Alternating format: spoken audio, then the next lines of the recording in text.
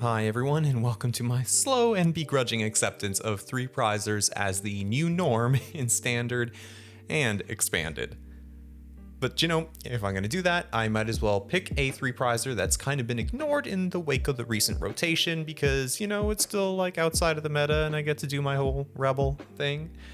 Alright, but anyway, this week we'll be looking at Coalossal VMAX.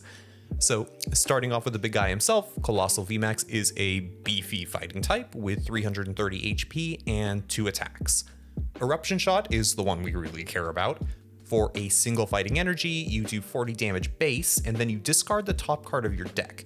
If that discarded card is an energy card, then Eruption Shot does 90 more damage, and you attach the energy card to Coalossal.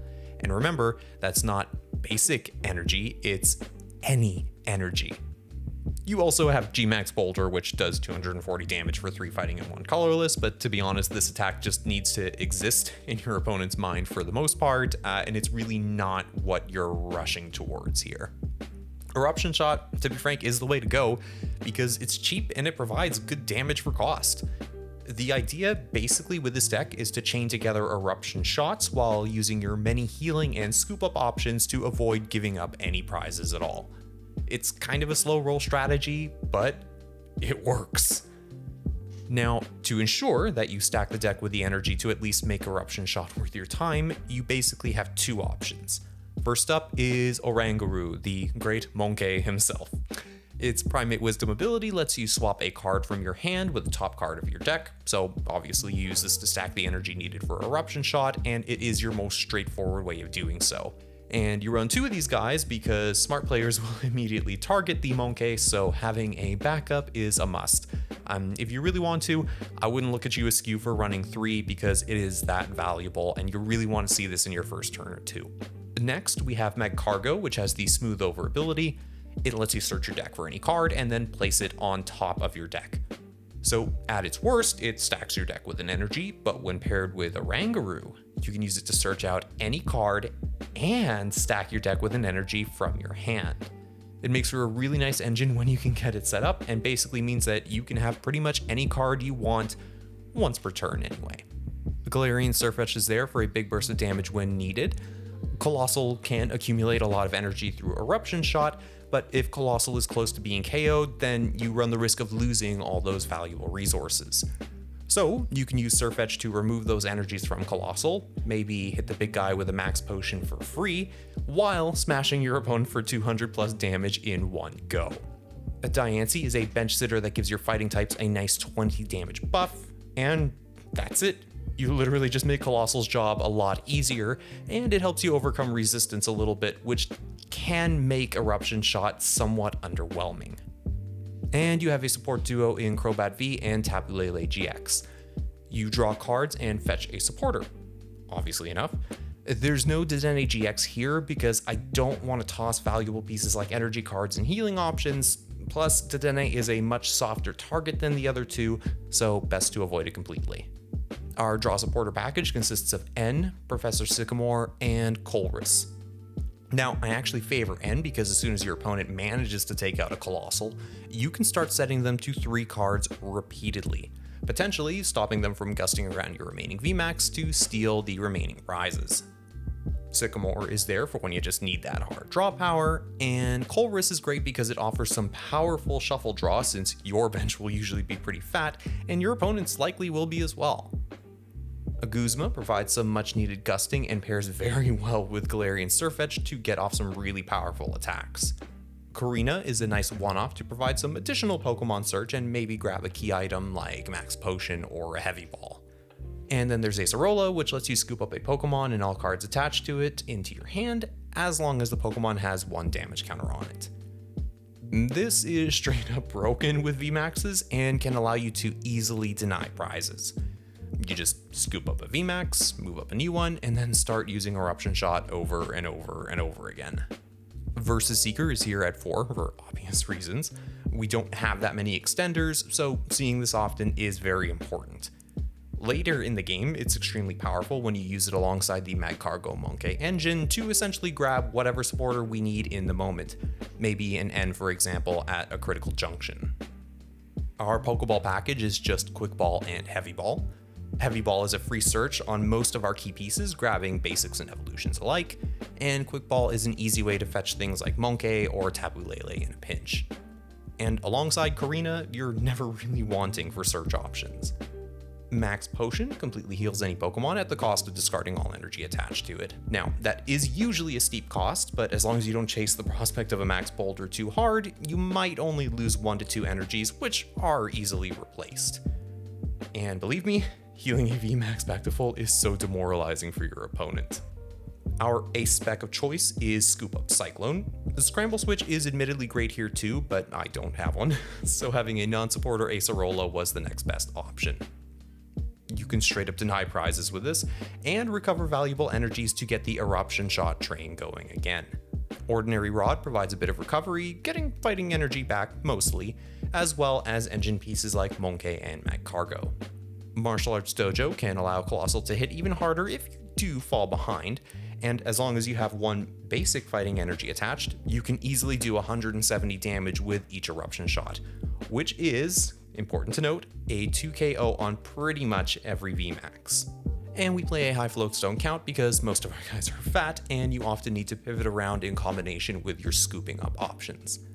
This deck does admittedly have a lot of bad starts too, so making sure that a Coalossal is front and center is really important. Our energy toolbox has the basic fighting energy alongside strong energy and stone energy. Strong energy gives your fighting types a nice 20 damage buff, which can set up key KOs and grind down bigger targets, while stone energy, on the other hand, reduces damage by 20, which makes Coalossal even harder to take out. Now, you need to treat both of these special energy as precious resources, and only discard them with something like Max Potion when it is absolutely necessary. We play no means of recovering said special energy, so, get the most out of them while you can. And that's the deck. If you love a longer game like I do, this is definitely the play. Coalossal is just so damn fat that you're rarely getting blown out of the water or donked right off the bat, and really your only bad matchups are grass types or Pokemon that resist fighting, or, Luke Metal. For the most part, these things are easy to deal with because you just have to grind things out a little bit longer, except for stuff like Shadow Rider, who do have the power to blow you up in one shot. But for everything else, hey, maybe you throw in a weakness guard energy, or you tech in a 1 prize fighting type attacker like Landorus or something else. But for the most part, the grass matchup is pretty bad anyways, because they're probably going to do more damage than you can heal off or even mitigate with scooping stuff up, which is something to be mindful of. But with all of that out of the way, let's jump on over to the expanded ladder and maybe welcome some of our newest friends from Cosmic Eclipse. Okay, so jumping into our first match here, I ran up against a really interesting rogue deck, the first of its kind that I've encountered. Obviously, people have played this deck for a little while, but it actually ended up being a deck where you don't have to run any energy in order to attack, which I found fascinating. So me being a huge fan of these kind of roguish decks, I was really interested to see what would come up, but when my opponent first started out with the Blitzel, I wasn't really sure what was going on. I actually thought I was up against Excadrill first, because usually they like to set up a Zebstrika or 2 to help them kind of mill through the deck, see some combo pieces here or there. But once the Battle Compressor came down, I got really confused. And then I saw that my opponent started to throw out these Fairy Charms, so I was a little worried that maybe I was coming up against some kind of Gardevoir and Sylveon tag team denial deck. They're fairly popular, you can use the charms, I believe, to block out damage from specific types, although I think they only stopped damage from GX Pokemon of a specific type. Not that I knew at the time, because I did not read the cards too carefully. But long story short, I'm looking at this and going, okay, well, whatever the shenanigans are, I need to just get as much of a prize lead as I can initially without putting myself into end range, of course, so that when the Guardian, if it was in fact a Guardian, would come down, then I'd just be able to hopefully one-shot it with a Max Boulder. Now, it turned out not to be the case, because as soon as I saw the Alolan Vulpix come down, I realized that, oh, there is something very different going on. Also, the number of tools that were hitting the discard pile at this point had me very confused, especially things like Giant Bomb and all that, which you just don't typically see in a Guardian deck. But the Alolan Vulpix definitely gave it away, and I remembered that there was that really interesting Alolan Ninetales from Cosmic Eclipse with the Rubbish Blizzard attack, which basically, for free, does 10 damage for every tool in your discard pile. So obviously, in the way that a Mad Party deck will mill through Mad Partiers, for example, my opponent was basically trying to just load up the discard pile with these tools so that they could hit for big damage for free. And of course, not needing to play any energy, they could afford to run the extra tools, maybe a few consistency options like the Battle Compressor, for example. But the thing that ended up being pretty nice for me was that my opponent got off to a fairly slow start. They didn't have those Vulpixes in play fairly on, so Coalossal was able to start taking KOs pretty quickly. Now, the issue I had, however, was that I only had the one VMAX in play, which meant that if anything happened to that VMAX, I would be screwed because I wouldn't really have a follow-up attacker at the ready. Now, I was also maybe playing a little carelessly here in just loading up the Coalossal with a lot of energy that could very quickly be taken out of play if my opponent decided to be super aggressive, because, at this point I'd lost track of how many tools were actually in my opponent's discard pile. I was actually fearing at this point in the match that they would have enough juice to basically take the OHKO on my VMAX, and then at that point I'd be left without any energy in play. There's nothing that Sirfetch'd or anything else could do. So things were getting a little stressful, to put it lightly. But the good news is that Coalossal VMAX is a thick, thick boy, and thanks to damage modifiers like Stone Energy, for example, it is really hard to hit the one-hit KO on Coalossal. With the one Stone Energy that I had attached in this case, it would take 35 tools in the discard pile in order for my opponent to take the KO. Which obviously just wasn't going to happen. 35 tools, I don't know if the deck even runs that many, given the fact that you need to run your 4-4 line of the Vulpix and Ninetales, as well as presumably a 2-2 or a 3-3 line of the Blitzlens Abstrika, a couple Dedenne, and of course your supporters and things like that. So thankfully I was able to buy myself a little bit more time. My opponent couldn't quite get the KO, and I was able to thankfully pivot out into Galarian Sirfetch'd, which would let me take an easy 2 prizes on the Dedenne and just kind of pad myself in the prize race against my opponent's attackers. Now, I did make one weird misplay here in not moving all of the energy to Sirfetch'd. I actually should have moved the Stone Energy as well, just to reduce the chance of it getting OHKO'd by my opponent, which very much was a possibility, given how much damage they had just done to Coalossal previously. But I also kind of just felt like, hey, you know what, I do actually want to get this off the board, especially because I kind of momentarily screwed myself by filling up my bench with the Slugma there. Now, mostly I was worried about not being able to consistently hit Coalossal's attack, because when you are not using Eruption Shot with an energy stacked on top of your deck, you are doing a very pathetic 40 damage, which I believe is a 3-hit KO on that Ninetales, which would certainly, by this point in the game, give my opponent enough time to 2-KO the VMAX and put me in a really sorry spot. But the nice thing is, again, that they're not getting the one-hit KO on me no matter how hard they try, and they actually decided, probably thinking they could shut down my engine, to go into the Guzma play and take out the Slugma, ensuring that it doesn't become a Magcargo.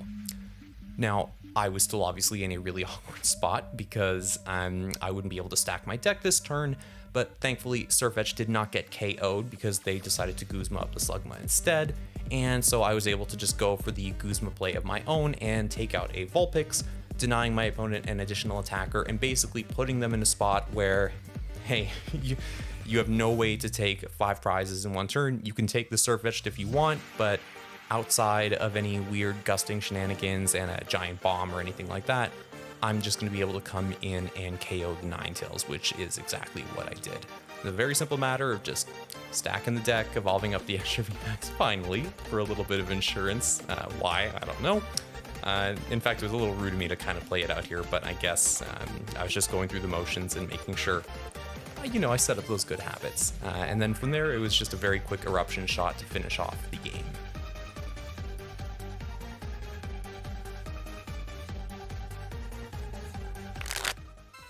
Alright, so I knew I was in for an interesting matchup here as soon as I saw the Zacian deck box, because I knew, alright, this is 99% gonna be ADPZ, which is a newcomer to the expanded format now, because I happened to film this right after the rotation, if I remember correctly.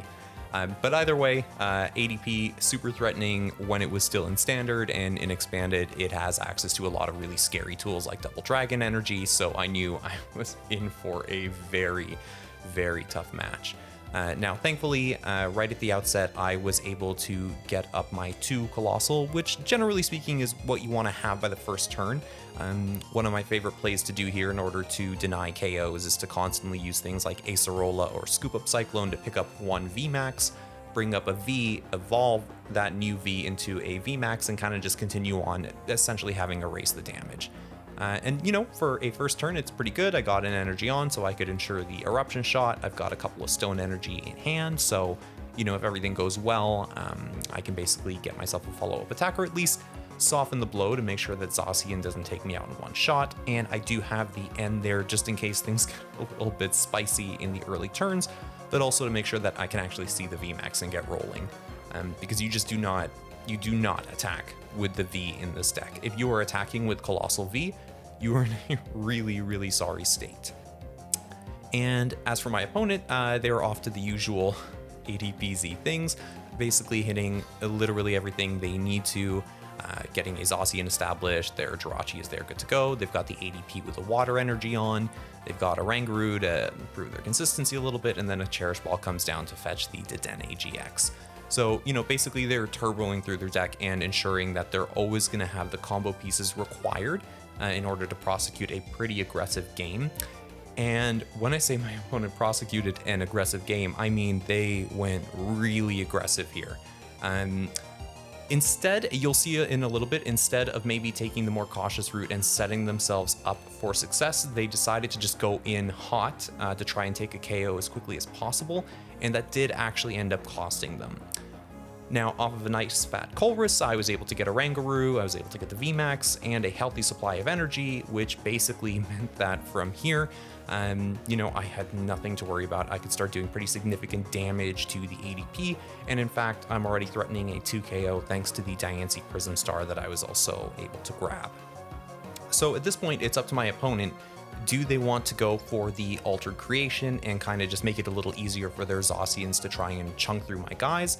You know, you don't necessarily have to go through Coalossal VMAX to beat it if you're ADPZ.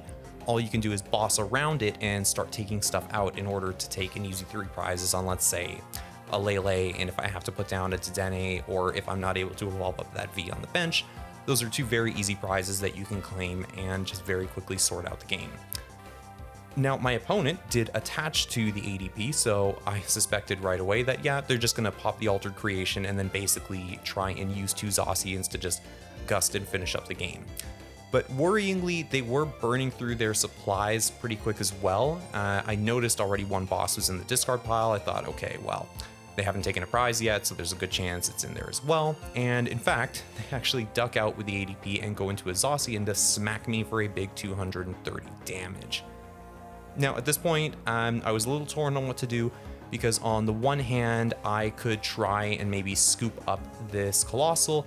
On the other hand, you know, I can just try and get the next one set up and hope that I'm able to kind of work my way through the Zacians before my opponent pops the Altered Creation later, you know, and hopefully just wear them down to the point where I can take my 3 KOs before they're able to take their 2 big boss knockouts for game.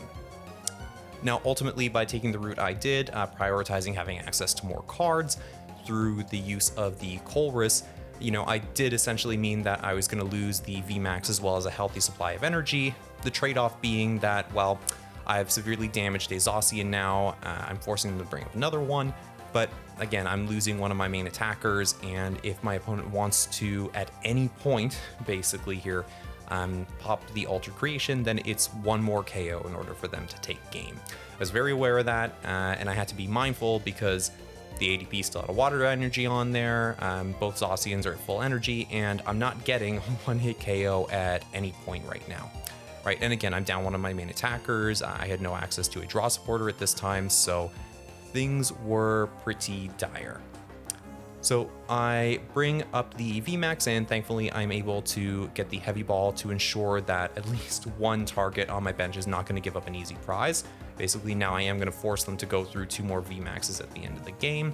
And since I don't think I'll need to heal right now, I basically prioritize setting up the Slugma Magcargo engine so that I can hopefully start to kind of grind the game back in my favor. And thankfully off of the N, which ended up being my hero throughout this game, I'm able to see a few more really useful cards, a little bit of damage denial, but I am forced to take the extremely sad 60 damage pot shot against my opponent. Now, the nice thing here is that because my opponent had burned through their resources so aggressively and were actually continuing to do so, was that as long as I had access to some other healing option to, basically wipe off the 230 damage from a Brave Blade, I could actually continue to just chain ends together and force my opponent to waste resources drawing into more cards so they could try and continue stringing together these Brave Blade attacks. But as you'll see, they brought up a very heavily damaged Zacian at this point, and I'll be able to very easily take the KO even without needing to resort to Oranguru's Primate Wisdom to stack the deck, right? And now basically if they want to continue to attack, they'll maybe need to find a Metal Saucer, or they're going to need to find the energy manually, right, in order to recover. But the nice thing about now having my cargo set up is that I'm just able to guarantee myself whatever I'm going to need. And, in this particular case, I get the follow-up VMAX and I get the energy as well, making pretty short work of the Zacian and now putting my opponent in a bit of a tricky spot as well. Now, don't get me wrong, they're still in a really good spot. All it takes is an altered creation into a Brave Blade to close the game out for them. And hey ho, look, even off of the end, they're able to get their Metal Saucer before they even have to use Jirachi's ability, and now they can threaten huge damage again. And admittedly, I'm not in a great spot here, because again, they're basically forcing me to forego any consistency options or anything like that. They're just kind of blazing in there and saying, I'm just going to kill whatever you have on board and try to basically get the boss endgame set up next turn. However, by deciding to gust up my Lele at this point, my opponent actually kind of lost themselves the game, because while they were able to put themselves down to one prize, what I can do now is take all of their viable energy off of the board, and outside of the miracle of a Metal Saucer and energy switch into, an Ultimate Ray and a boss, my opponent is just not going to be able to get enough resources on board to take the KO. Especially not because I can just N again and basically put my opponent down to one single card, right? As soon as the Zacian goes down, my opponent, outside of a miracle, outside of like a Miracle Crobat or Dedenne, is not going to be able to get off an attack with ADP and put me out, right? All of their main attackers are gone. They've got this one big 3-prize liability on there, and I'm actually at the point where it doesn't even matter if I use Eruption Shot or Max Boulder. I am getting the KO no matter what my opponent does.